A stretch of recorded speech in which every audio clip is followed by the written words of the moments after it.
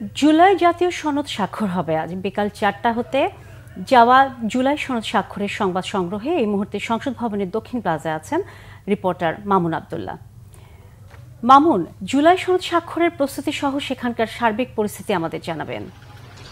সোনিয়া, আপনি জানেন যে জুলাই সনদ স্বাক্ষরের প্রস্তুতি কিন্তু বেশ কয়েকদিন ধরে নেওয়া হচ্ছে। গতকাল থেকেই ব্যাপক আয়োজনে সংস্কৃতি মন্ত্রণালয় প্রস্তুতি নিয়েছে এবং একই সাথে আপনি জানেন যে ঐক্যমত্য কমিশন সব ধরনের প্রস্তুতি শেষ করেছে। আমার পেছনে যদি একটু দেখাই আপনাকে, দক্ষিণ প্লাজা অর্থাৎ সংসদ ভবনের দক্ষিণ প্লাজায় কিন্তু লোকে লোকারণ্য হয়ে গেছে।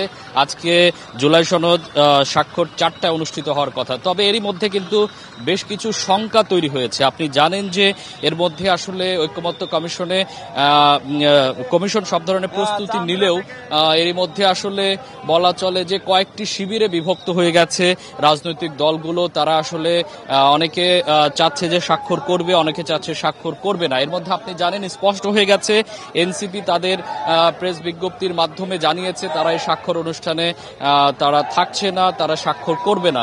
ইতিমধ্যে আপনি জানেন যে এর মধ্যে জামাত ইসলামও কিন্তু স্বাক্ষর অনুষ্ঠান আসলে স্বাক্ষর করবে কিনা সেটি নিয়েও কিন্তু বেশ সন্দেহাতীত অবস্থা রয়েছে। তারা বলেছে তারা আসবে, কিন্তু সেখানে আসলে স্বাক্ষর অনুষ্ঠান করবে না। এর মধ্যে আপনি দেখতে পাচ্ছেন যে জুলাই যোদ্ধা যারা আছে, যারা সম্মুখ সারির যোদ্ধা ছিল, তারা কিন্তু ইতিমধ্যে এখানে এসে হাজির হয়েছে। তবে এখানে আসলে সকাল থেকে কিছুটা বিশৃঙ্খল পরিস্থিতি তৈরি হয়েছিল আমরা দেখেছি। এখন সেনাবাহিনী মোতায়েন করা হয়েছে, আইন শৃঙ্খলা বাহিনীর বিভিন্ন পর্যায়ের আসলে বাহিনী এখানে মোতায়েন করা হয়েছে যাতে পরিস্থিতি শান্ত রাখা যায়। তবে এখানে বেশ উত্তপ্ত পরিস্থিতি এখন পর্যন্ত আমরা দেখতে পাচ্ছি।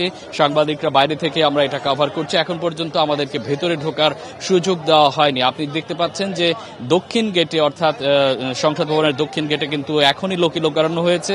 ইতিমধ্যে আপনারা জানেন যে বিএনপি কিন্তু এই সনদে স্বাক্ষর করবে বলে তারা বলেছে এবং তারা আসবে। নোট অফ ডিসেন্ট সহ তারা সনদে স্বাক্ষর করবে এমনটি তারা জানিয়েছিল আমাদেরকে।